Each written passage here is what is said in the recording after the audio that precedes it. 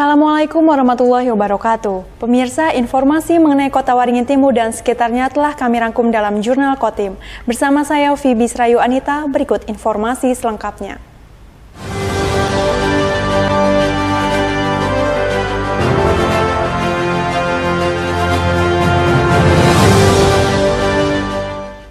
Seorang nenek warga korban banjir di Desa Simpur, Kecamatan Kota Besi, Kabupaten Kota Waringin Timur, tidak bisa beraktivitas karena menderita sakit.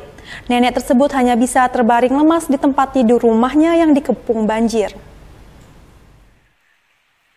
Sejak 4 hari terakhir, Mardani, 60 tahun, hanya bisa terbaring lemas di atas tempat tidurnya dengan tangan terpasang infus Selasa 1 November. Kondisi itu membuatnya tidak bisa beraktivitas seperti biasa, bahkan untuk makan pun nenek Mardani merasa kesulitan. Mendapat informasi tersebut, petugas Badan Penanggulangan Bencana Daerah setempat bersama petugas kesehatan mendatangi kediaman nenek Mardani yang sejak 2 bulan terakhir dikepung banjir. Hasil pemeriksaan tim medis, kondisi nenek tersebut cukup mengkhawatirkan. Selain memiliki riwayat hipertensi atau tekanan darah tinggi, ia juga menderita stroke. Oleh petugas BPBD dan tim kesehatan, nenek Mardani disarankan untuk dirujuk ke rumah sakit guna mendapat perawatan lebih intensif. Yang Sidin tadi memang ada riwayat, ada satu yang sudah dipasang infus, itu masih dikoordinasikan dengan dinas kesehatan yang sudah datang ke Desa Simpur. Mereka mau koordinasi dengan BPBD, mau merujuknya ke Sampit. Itu riwayatnya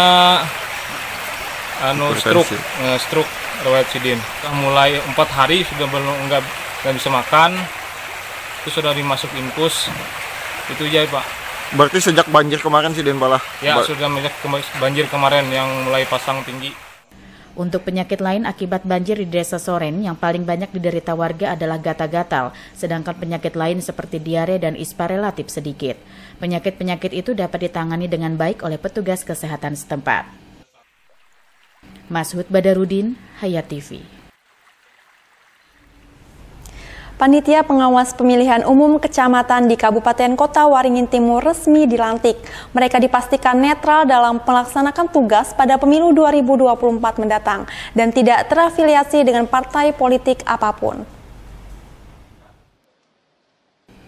Badan Pengawas Pemilihan Umum atau Bawaslu Kabupaten Kota Waringin Timur akhir pekan lalu secara resmi melantik anggota pengawas pemilu kecamatan atau Panwaskam yang tersebar di 17 kecamatan di daerah setempat.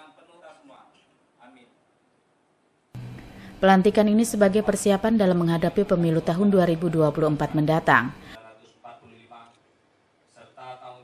Mereka yang dilantik telah melewati serangkaian proses seleksi dengan ketat, baik secara tertulis dengan sistem komputer maupun wawancara.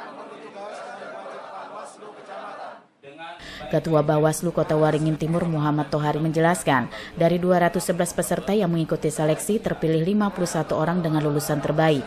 26 orang diantaranya merupakan petahana dan sisanya anggota baru. Tohari juga menegaskan Panwaskam yang dilantik ini telah melewati proses penelusuran rekam jejak sehingga bisa dipastikan jika Panwaskam tersebut tidak terkait dengan partai politik tertentu. Kemarin kita umumkan tanggal 26 Oktober, terpilihlah 51 orang Panwaskam sedapat tim, 26 adalah orang lama, yang sisanya adalah orang baru, artinya petahana ya di beberapa kecamatan. Kita lihat sisi latar belakang yang bersangkutan. Kita tanya misalkan ada nggak keluarganya anggota pengurus partai, anggota partai politik dan seterusnya.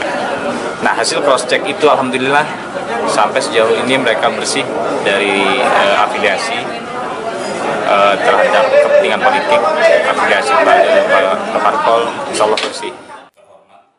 Tohari menambahkan pihaknya menjamin netralitas Panwaskam dalam menjalankan tugas saat berlangsungnya pemilu 2024 mendatang. Meski begitu, masyarakat diminta untuk melapor apabila menemukan adanya Panwaskam yang melanggar peraturan dalam menjalankan tugas. Mashud Badarudin, Hayat TV.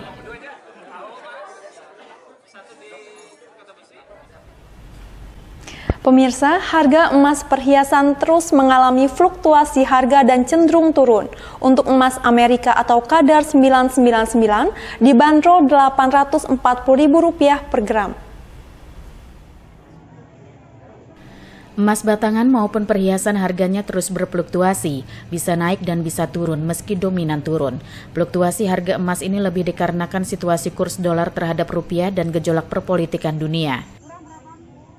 Sebagaimana dikatakan Haji Sani, pemilik toko emas Mitra Baru di kawasan PPM Sampit, menurutnya sudah seminggu ini trennya kembali menurun. Penyebabnya karena emas dunia juga turun yang berimbas pada emas lokal.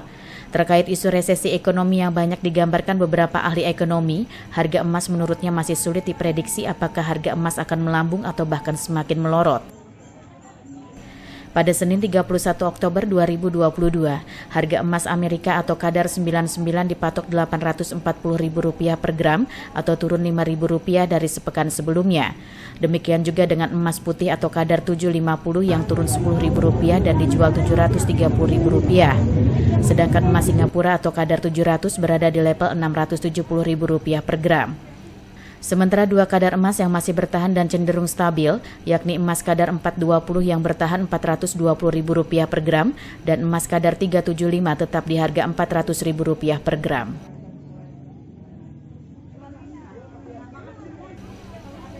Yunus Muhammad Riza, Hayat TV.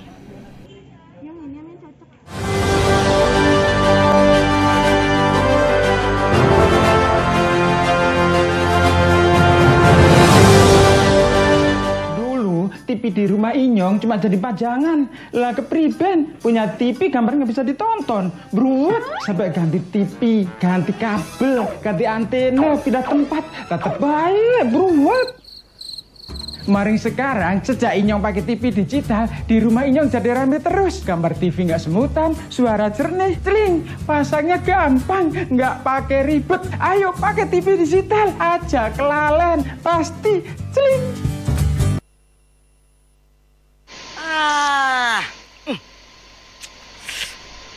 Gambarnya jangkrik. Ya, TV-nya masih analog ya?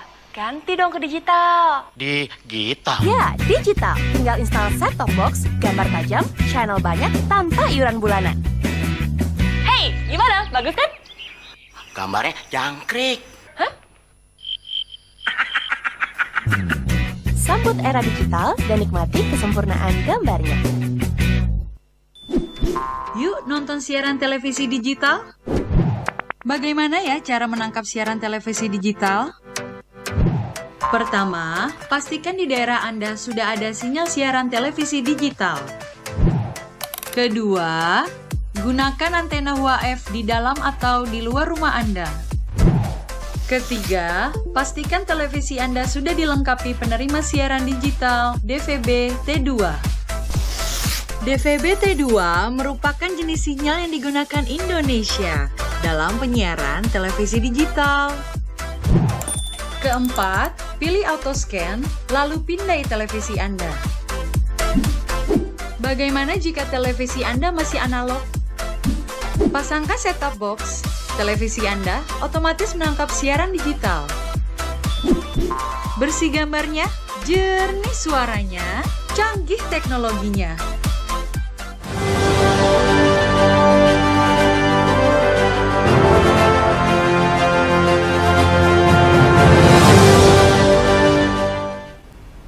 Banjir yang menggenangi beberapa ruas jalan yang ada di Kabupaten Kota Waringin Barat, khususnya di Jalan Ahmad Yani dan juga HM Arsyad, Kelurahan Baru, kini berangsur surut. Akan tetapi, beberapa ruas jalan tersebut kini mulai berlumut, yang menjadikan jalan tersebut menjadi licin. Banjir yang menggenangi wilayah Kabupaten Kota Waringin Barat kini berangsur surut. Perkiraan penurunan air banjir berkisar 20 cm. Beberapa ruas jalan protokol yang ada di dalam kota Pangkalan Bun sudah mulai kering, namun beberapa ruas lainnya masih terendam dan belum bisa dilalui. Akibat genangan banjir yang cukup lama dan mulai surut membuat jalan aspal nampak ditumbuhi lumut dan menjadi licin. Selain itu, banyak juga ruas jalan beraspal yang mengalami kerusakan seperti aspal mengelupas, dan yang tersisa tinggal kerikil dan kubangan-kubangan. Banyak pengguna jalan yang melalui Jalan Ahmad Yani berbalik arah. Hal ini dikarenakan selain jalan tersebut licin, juga masih ada beberapa titik jalan yang masih tergenang air banjir sehingga belum bisa dilalui kendaraan. Warga yang terpaksa melalui jalan tersebut harus ekstra hati-hati agar tidak ada terjadi kecelakaan dan juga kendaraannya mogok. Muhammad Iksan, SBTV.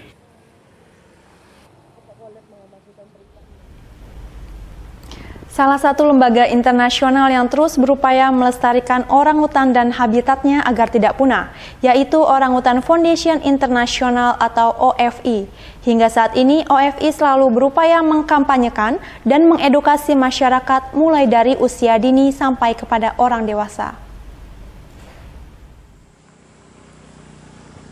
Pekan Peduli Orangutan atau PPO merupakan salah satu kegiatan khusus atau special event dan rutin diperingati setiap tahunnya.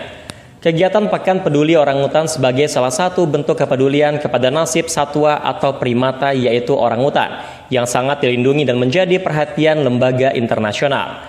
Salah satu lembaga internasional yang terus berupaya melestarikan orangutan dan habitatnya agar tidak punah yaitu Orangutan Foundation International atau OFI. Hingga saat ini, OFI selalu berupaya mengkampanyekan serta mengedukasi masyarakat mulai dari usia dini sampai kepada orang dewasa. Sosialisasi dilakukan petugas OFI dari daerah ke daerah agar program pelestarian orangutan dan habitatnya tercapai. OFI juga berupaya menumbuh kembangkan rasa mencintai kepada orangutan dari mulai usia dini. Setiap tahunnya kegiatan Pekan Peduli Orangutan dilaksanakan pada bulan November dari mulai tanggal 7 dan puncaknya tanggal 14 November.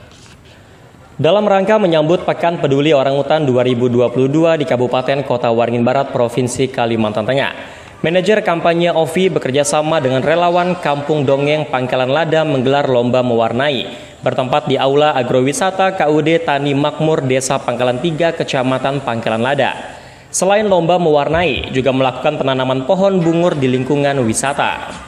Manajer kampanye OFI Dor Prawati Siburian mengatakan, setidaknya 200 anak usia dini mengikuti lomba mewarnai dari 4 kecamatan yang ada di Kabupaten Kota Waringin Barat. Perwakilan Kecamatan Pangkalan Lada, Pangkalan Banteng, Arut Selatan, dan perwakilan dari Kecamatan Kumai. Lomba dibagi menjadi 3 kelompok. Lomba mewarnai tingkat usia anak kelompok bermain atau KB atau PAUD, tingkat TK, dan tingkat SD. Hari ini kita memperingati Pekan Peduli Orangutan tahun 2022, di mana ini dirayakan setiap tahunnya.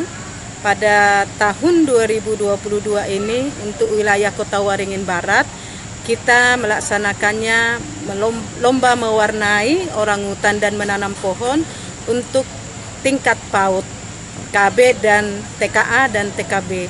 Hari ini pesertanya untuk tingkat PAUD se-Kota Waringin Barat sekitar 200 orang. Tujuannya untuk melahirkan generasi muda kita yang cinta lingkungan, yang cinta pohon, di mana tema yang kita ambil untuk saat ini mencintai bumi dengan menanam pohon. Jadi dari usia sejak dini kita ajarkan untuk mencintai pohon, karena pohon sangat berarti untuk hidup kita.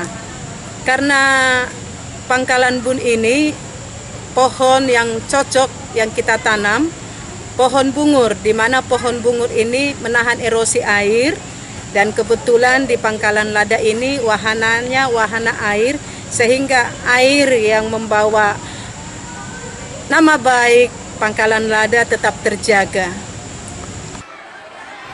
Kegiatan lomba mewarnai tingkat PAUD, TK, dan SD dalam rangka menyambut Pekan Peduli Orangutan tahun 2022 yang bertempat di Agrowisata KUD Tani Makmur Desa Pangkalan 3 dihadiri oleh Asisten Administrasi Umum Setda Kota Waringin Barat, Camat Pangkalan Lada, Bunda PAUD Pangkalan Lada, Kapolsek Pangkalan Lada, Korwil Kerstatdik Pangkalan Lada, Ketua Asosiasi Kades Sekecamatan Pangkalan Lada, Kades Melawen, Bunda PAUD Melawen, dan Kepala Desa Pangkalan 3.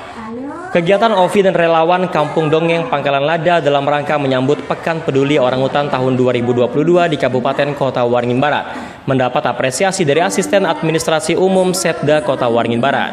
Mewakili Pak PJ Bupati, kami menyampaikan apresiasi kepada OP yang melaksanakan kegiatan lomba mewarna serta penanaman pohon. Intinya adalah OP bersama-sama dengan seluruh stakeholder yang terkait ingin menanamkan peduli lingkungan sejak usia dini. Harapannya kepada anak-anak itu sudah tertanam jiwa untuk mencintai lingkungan serta menumbuhkan kepedulian terhadap alam sekitar. Ini sangat kami apresiasi. Mudah-mudahan OP bukan hanya di sini, kami juga akan mengharapkan bisa dilaksanakan di tempat-tempat yang lain. Pekan Peduli Orangutan perlu diperingati setiap tahunnya, karena dari tahun ke tahun keadaan orangutan sangat memprihatinkan keberadaannya di habitat kehidupannya. Selain semakin sulitnya mereka untuk berkembang biak, juga keberadaan mereka yang tersisa berada dalam ancaman nyata, sehingga kini orangutan menjadi satwa yang sangat terancam punah. Jamri, SBTV. Pemirsa, demikian informasi tadi sekaligus menutup jumpa kita pada kali ini. Saya Fibis Rayu Anita mewakili kru yang bertugas mohon undur diri. Terima kasih dan sampai jumpa. Wassalamualaikum warahmatullahi wabarakatuh.